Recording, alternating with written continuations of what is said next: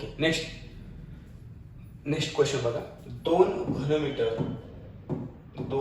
घनमीटर बरोबर किती घन सेंटीमीटर.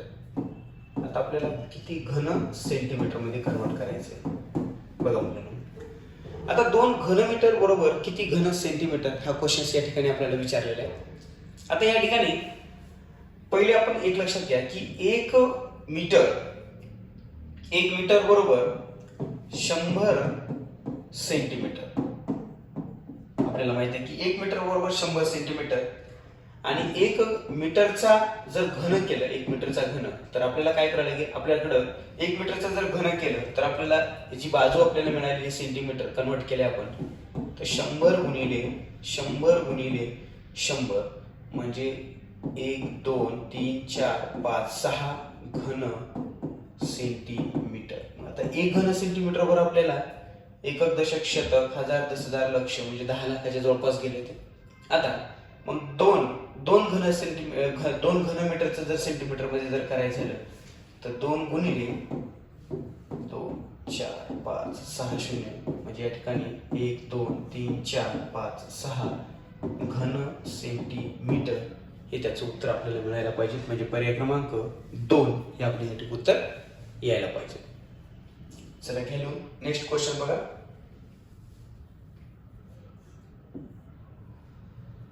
एक काम करण्यासाठी 9 मजुरांना 8 दिवस लागतात, तर तेवढेच काम करण्यासाठी 12 मजुरांना किती दिवस लागतील बघा.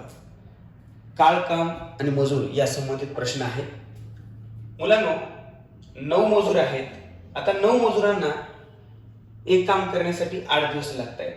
आता 9 मजूर आहेत आणि त्यांना एक काम करण्यासाठी 8 दिवस लागत आहेत. हे मजूर आहेत आणि त्यांना 8 दिवस लागत आहेत.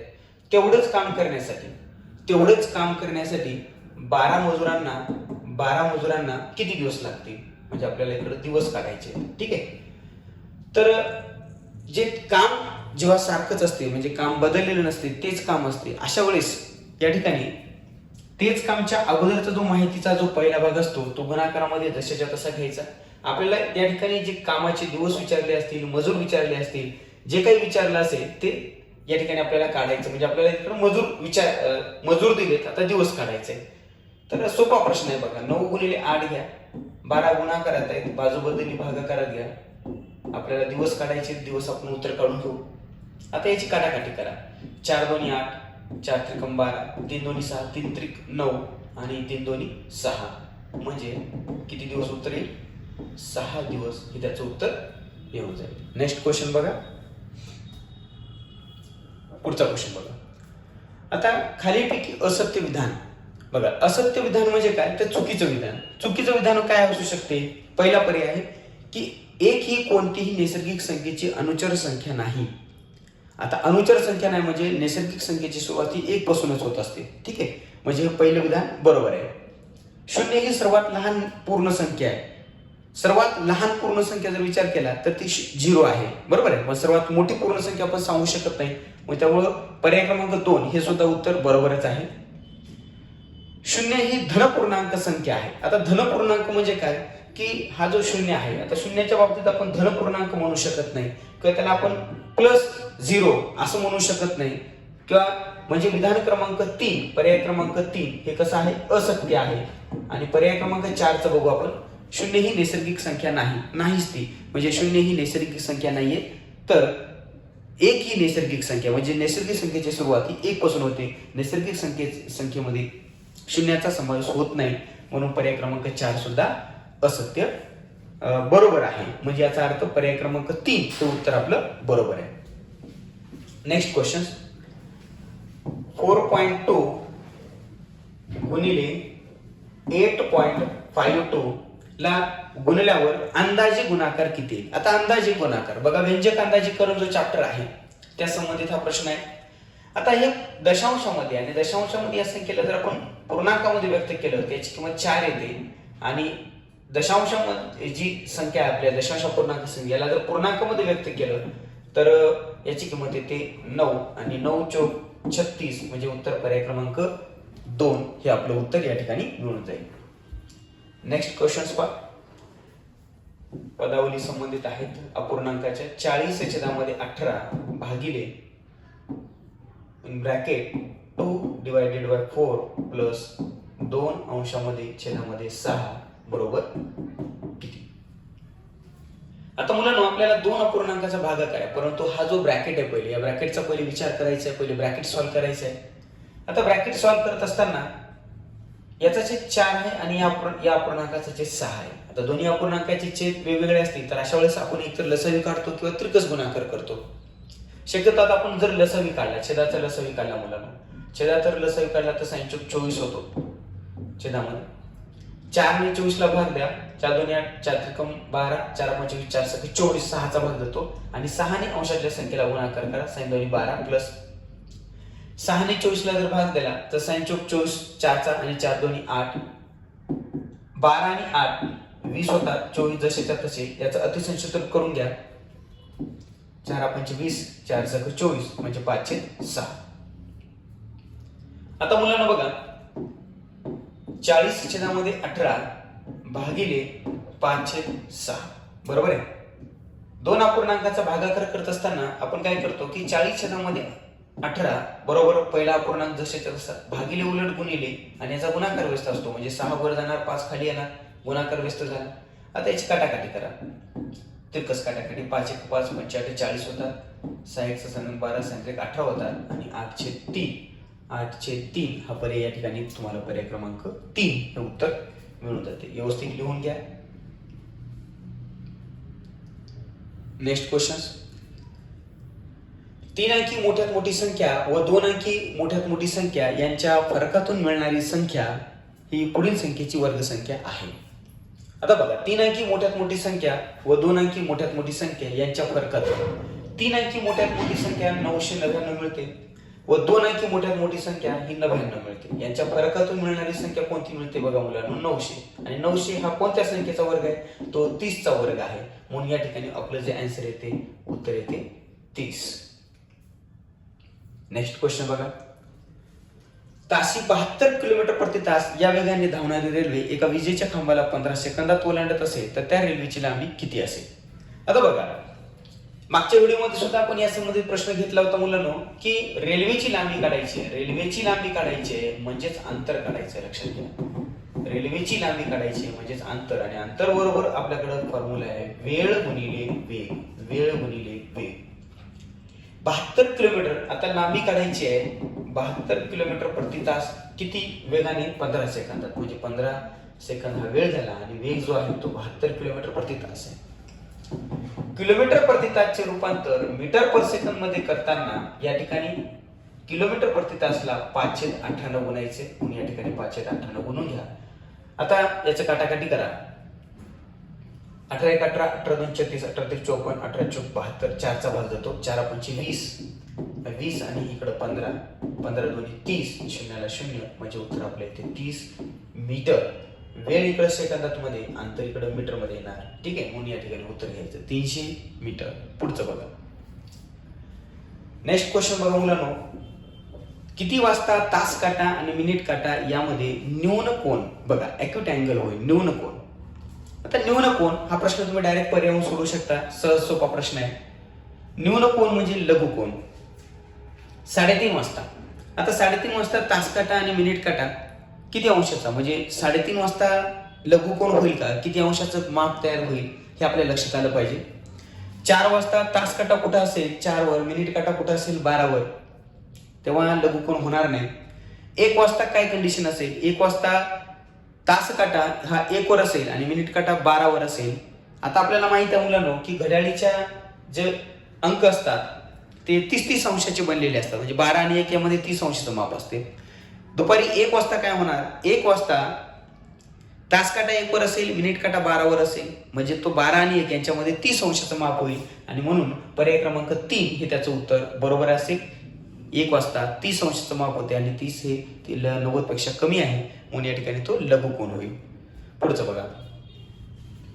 दसादसे 5% दराने 7,200 रुपयाची 5 महिन्यानंतर द्यावी लागणारी एकूण रक्कम किती. आता जेव्हा एकूण रक्कम द्यावी लागते अशा वेळेस रास काढायची असते. रास काढणे म्हणजे मुद्दल प्लस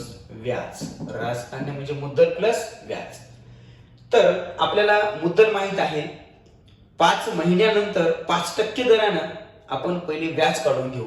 मग या ठिकाणी म्हणून सरळ व्याज बरोबर आपल्याकडे फॉर्म्युला होतो 7,200 गुणिले 5% दर आणि 5 महिन्याचं व्याज काढायचे गुणिले 5 महिन्याचं व्याज काढायचं म्हणून 12 घ्या. 0 कॅन्सल करा. तर 12 पंचे 60, 12 72, 6चा भाग जाईल आणि 5 5 25, हे दोघांचा गुणाकार केला तर 25 आणि 25 गुणिले 6 म्हणजे 150. 150 रुपये व्याज येईल. हे 150 रुपये व्याज आणि आपल्याला जे मुद्दल होते ते मुद्दल आहे आपलं 7,200 प्लस करा 150. उत्तर म्हणून जाईल तुम्हाला 5 3 7 7,350. 7,350 हे आपलं उत्तर असेल. 7,350. पुढचा क्वेश्चन बघा. फरशीचा प्रश्न मागच्या सलग जर विचार केला, मागच्या जर प्रश्नपत्रिका जर आपण पाहिल्या तर 5 ते 6 वर्ष सलग हा प्रश्न रिपीट होत आहे. तर आपल्याला तिथे लक्षात आलं पाहिजे की एक 5 मीटर लांबी असलेली आणि 3 मीटर रुंद असलेली खोली आहे. आता 5 मीटर लांब आणि 3 मीटर रुंद असलेली एक खोली आहे आणि त्या खोलीमध्ये आपल्याला फरशा टाकायच्या 25 बाय 25 सेंटीमीटर मापाच्या. ती एकूण किती फरशा बसतील? मुलांना एक लक्षात घ्या की एकूण फरशांची संख्या काढत असताना जी खोलीची जी लांबी दिलेली आहे ती मीटर मध्ये दिलेली आहे आणि फरशी जी दिलेली आहे ती सेंटीमीटर मध्ये दिलेली आहे. मग अशा वेळेस काय करायचं, जी फरशीचं जे माप आपल्याला दिलेलं असेल सेंटीमीटर मध्ये, तर जी खोली दिलेली आहे त्या खोलीला आपल्याला सेंटीमीटर मध्ये कन्वर्ट करून घ्यायचं. 5 मीटर लांब खोली आहे त्याला सेंटीमीटर कन्वर्ट करून घ्या, ते होईल 500 सेंटीमीटर. 3 मीटरचे कन्वर्ट करून घ्या 300 सेंटीमीटर. आणि आता आपल्याला काढायचे एकूण फरशांची संख्या. एकूण फरशांची संख्या बरोबर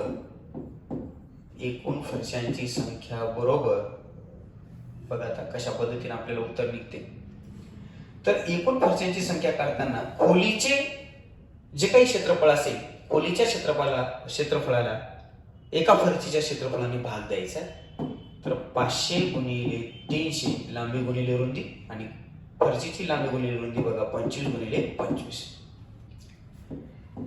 25 दोन्ही 50, 0 ला 0, 25 एक 25 उरले 5, 25 दोन्ही 50 आणि 12 दोन्ही 24 बघा दोघांचा गुणा करून घ्या. 12 दोन्ही 24, 0 ला 0 म्हणजे 240 एकूण या ठिकाणी फरशा आपल्याला बसतील. पर्याय क्रमांक 4. त्यानंतर नेक्स्ट क्वेश्चन पहा. 9 15 आणि 18 यांनी निशेष भाग जाणारी मोठ्यात मोठी संख्या खालील पर्यायातील कोणती? 9 12 आणि 18 याला तुम्ही पर्यावून सोडू शकता किंवा आपल्याला विचारले की मोठ्यात मोठी संख्या. तर मोठ्यात मोठी संख्या विचारली म्हणजे काय केलेत की त्या ठिकाणी तुम्हाला लसावी काढायचं आहे. मोठ्यात मोठी काढायची म्हणजे लसावी काढायचं. म्हणजे तुम्ही असंही करू शकता की 9 12 आणि 18 यांचा लसावी जर काढा तो 90 येतो आणि मग 90च्या पट्टीमधली असलेली, आता बऱ्याच जणांचं म्हणणं असं असते की समजा उदाहरण 9 15 आणि 18 यांचा लसावी काढला, याचा एलसीएम जर काढला तर तो येईल 90. मग 90 पर्याय घ्यायचा का नाही, पण पर्याय प्रश्नामध्ये काय विचारलं मोठ्यात मोठी संख्या. मग मोठ्यात मोठी तर 90च्या पट्टीतील मोठ्यात मोठी 4 पर्यायातली कोणती संख्या आहे? 180. म्हणजे जर डायरेक्ट आपण जर विचार केला की 180 ला 9 न पण भाग जातो, 15 न पण भाग जातो आणि 18 न पण भाग जातो, म्हणून आपलं उत्तर किती घ्यायचं? 180. ठीक आहे. नेक्स्ट क्वेश्चन बघा. चला. एका संख्येच्या एक अष्टमांश मधून 8 वजा केले असता उत्तर 8 येते, तर ती संख्या कोणती? तर थोडं बेसिक बघूया. ती संख्या आपल्याला माहित नाही, ती संख्या आपण x गृहीत धरू. मग एका संख्येच्या एक अष्टमांश मधून बघा, एक बरेच वेळेस परीक्षेमध्ये शाब्दिक उदाहरणामध्ये अशा पद्धतीचे प्रश्न असतात मुलांनो. 1/2 म्हणजे 1/2, 1/3 म्हणजे 1/3, 1/4 म्हणजे 1/4, 1/5, 1/7, 1/8 असे शब्द प्रयोग असतात. आणि त्यावेळेस लक्षात घ्यायचं की 1/8 म्हणजे आता ती संख्या 1/8 गृहीत धरायचं की ती संख्या आपण x गृहीत धरली आणि x या संख्येच्या 1/8 म्हणजे 1/8 मधून 8 वजा केले तर आपल्याला उत्तर मिळणार आहे 8. ठीक आहे. आता हे उत्तर आपल्याला काढायचंय बघा. मग सोडून घेऊ आपण. x गुणिले x जर गुणाकार x छेदामध्ये 8, ठीक आहे, बरोबर हे 8. -8 आहेत, बाजू बदलली तर ते +8 होतात, म्हणजे x छेदामध्ये 8 बरोबर 8 आणि 8 16. आपल्याला x ची व्हॅल्यू काढायची, बरोबर हे 16. 8 भागाकारामध्ये आहेत, छेदामध्ये आहेत, बाजू बदलली अंशात जातात, म्हणजेच या ठिकाणी x ची किंमत 16 गुणिले जर 8 केला आपण तर उत्तर आपल्याला 128 हे उत्तर मिळते. म्हणून पर्याय क्रमांक या ठिकाणी पाहू शकता तुम्ही, पर्याय क्रमांक 3 हे उत्तर मिळून जाईल, 128. आणि जर तुम्हाला डायरेक्ट पर्याय जर करायचं असेल तर तुम्ही पर्याय निवडू शकता. पर्याय तुम्हाला बघायला वेळ लागेल थोडा, किंवा तुम्ही जर बेसिक तुमचं चांगलं असेल तर तुम्ही डायरेक्ट पर्याय सुद्धा उत्तर काढू शकता लवकरात. तर ती संख्या तुम्ही 128 काढा, 128चा तुम्ही 1 अष्टमांश भाग काढा, त्याच्यातून 8 वजा करा, उत्तर जर 8 आला असेल तर आपण घेतलेला पर्याय आपला बरोबर आहे. म्हणजे याला तुम्ही पर्याय सुद्धा त्या ठिकाणी उत्तर सोडवू शकता. नेक्स्ट क्वेश्चन बघा. आता पुढचा जो क्वेश्चन आहे 0.09 गुणिले 0.4 भागिले 0.06 बरोबर किती? बरोबर x विचारलं म्हणजे आपल्याला x ची व्हॅल्यू काढायची, या सर्वांचं उत्तर सोडवायचं आपल्याला. मुलांनो, या दोघांचा गुणाकार करून घ्या पहिले. 9 × 36, इथं 2 अंकानंतर पॉईंट आहे, इथे 1 अंकानंतर पॉईंट आहे, म्हणजे येणाऱ्या उत्तरामध्ये 3 अंकानंतर पॉईंट देऊन टाका, भागिले 0.06. 0.036 डिवायडेड बाय 0.06. दशांश पूर्णांकाचा नियम काय आहे की मुलांना लक्षात घ्या की अंशामध्ये 3 अंकानंतर पॉईंट आहे आणि छेदामध्ये 2 अंकानंतर पॉईंट आहे. हे जर आपल्याला पॉईंट इक्वल करायचे असतील, दशांश स्थळ जर समान करून घ्यायचे असतील, हा पॉईंट निघून जाण्यासाठी तुम्हाला छेदामध्ये 1 0 वाढवावं लागेल. आता छेदामध्ये जेव्हा आपण 1 0 वाढवला तेव्हा हे दशांश चिन्ह या ठिकाणी असे निघून जातात आणि आपल्याकडे संख्या तयार होतात 36 छेदामध्ये 60. 6 6 36, याचा अतिसंक्षिप्त होऊन जाईल 10 आणि 6 छेदामध्ये 10चं पुन्हा आता या ठिकाणी छेदामध्ये 10 100 अशा तर 10च्या पटी संख्या असते, म्हणजे 10 100 तर 1 वर जेवढे शून्य असतील त्याचं उत्तर निघते 0.6. कारण 1 वर एकच 0 आहे म्हणून एक अंक सोडून देऊ शकतो आपण. 0.6 उत्तर येते. तर 0.60 म्हणजे पर्याय क्रमांक 4. त्याच्या उजवीकडचे मेन आपलं उत्तर जे येते ते 0.6. ठीक, पर्यायामध्ये 0.60 दिले, आपलं उत्तर 0.6. इकडे आपण किती जरी 0 वाढवले तर त्याची व्हॅल्यू जी आहे ती बदलत नसते. पुढचा क्वेश्चन. एका संख्येचे 14% बरोबर 196 होतात तर ती संख्या कोणती? आता हा प्रश्न आहे, हा सुद्धा तुम्ही पर्याय सोडू शकता की नेमकं कोणत्या एका संख्येचे तुम्ही ती संख्या गृहीत धरू शकता आणि त्याचे 14% उत्तर जर आलं 196 तर ते पर्याय आपला बरोबर आहे. परंतु जर बेसिकली बघा, ती संख्या जर आपण गृहीत धरली, ती संख्या आपण x गृहीत धरू आणि मग x या संख्येचा जर 14% तर 14% 196 होत असेल तर ती संख्या काढून घेऊ. मग x बरोबर 196. आता हे गुणाकारासोबत आहेत, बाजू बदलली भागाकाराचा गुणाकार व्यस्त होईल, अंशातली संख्या छेदातली संख्या अंशात असा बदल होईल. ठीक आहे, आणि 14 आणि 196 ला 14चाच भाग जातो कारण तो 14चा वर्ग आहे आणि 14 गुणिले 100 जर केलं तर आपल्याला उत्तर मिळते 1400. म्हणून उत्तर येईल 1400. नेक्स्ट क्वेश्चन बघा. 2000 रुपयाला खरेदी केलेली वस्तू आपण 2400 रुपयाला विकायलोय, याचा अर्थ तर या व्यवहारामध्ये झालेला शेकडा नफा किती? बघा मुलांनो, खरेदी किंमत, विक्री किंमत आणि होणारा इकडं नफा, तरी अशी पद्धत मांडून घेऊ.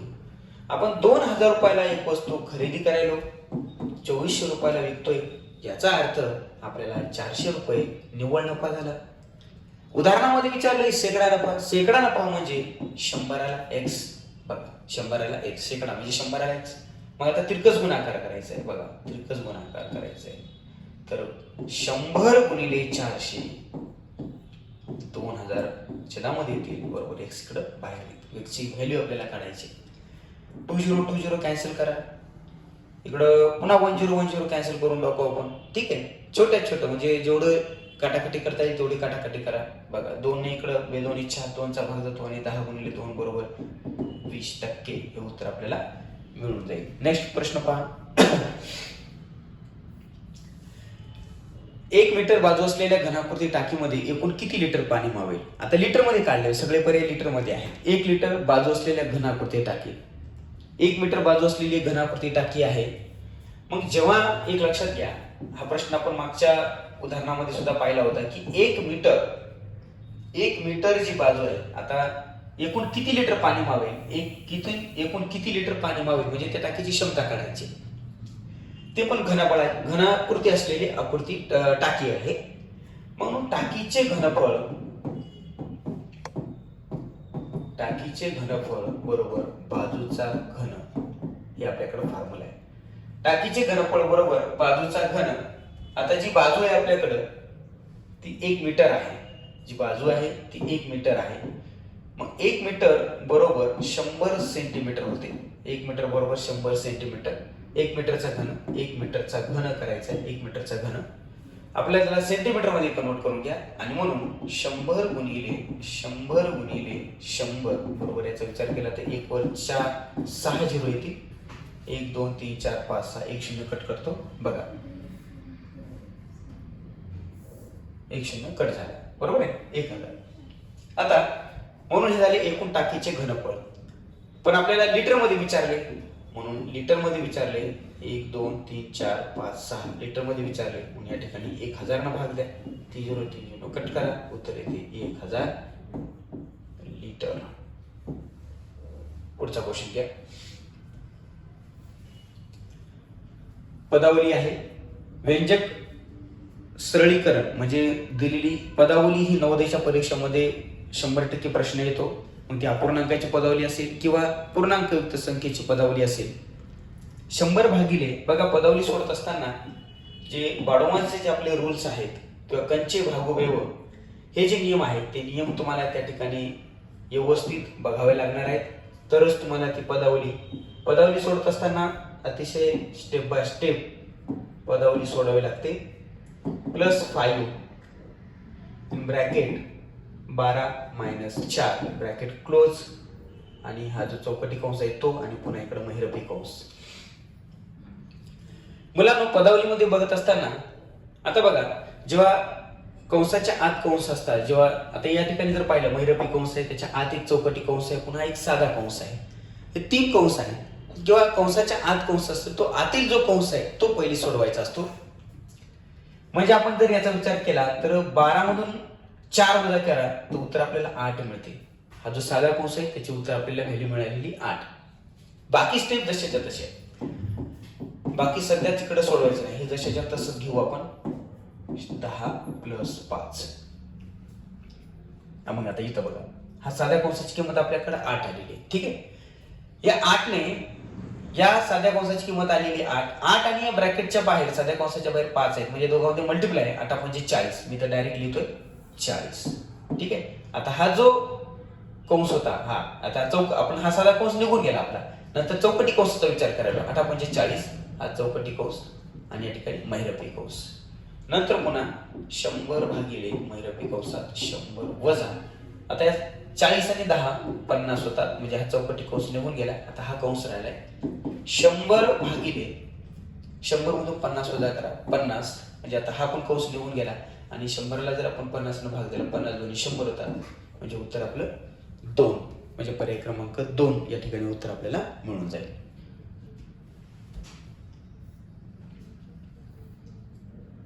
आता बघा या ठिकाणी मुलांनो, हा जो आलेख तुम्हाला दिलेला आहे, या आलेखासंबंधी तुम्हाला माहिती विचारली आहे की आपण जर पाहिलं तर मागच्या वर्षीपासून आलेख असेल, स्तंभालेख असेल, जोड स्तंभालेख असेल, या आलेखावर तुम्हाला 100% प्रश्न विचारला जाणार आहे. तर यामध्ये बघा, पुढील आलेखामध्ये एका व्यापाऱ्याने 5 दिवसामध्ये विकलेल्या मालाची किंमत दर्शवलेली आहे.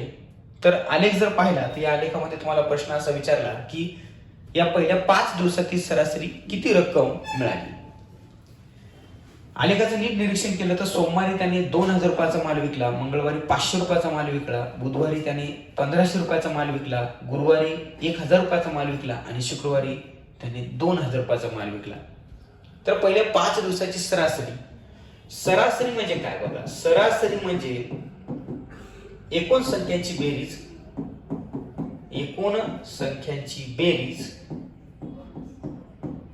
भागिले एकूण संख्या. आता या ठिकाणी भागिले एकूण संख्या. जर मुलांनो तुम्हाला 5 दिवसाची एकूण विक्री विचारली, 5 दिवसाची सरासरी रक्कम किती मिळाली, तर तुम्हाला 5ही दिवसाची बेरीज करावी लागेल. म्हणजे मग सोमवार, मंगळवार, बुधवार जर बेरीज केली तर सर्व बेरीज आपल्याला 7,000 मिळते.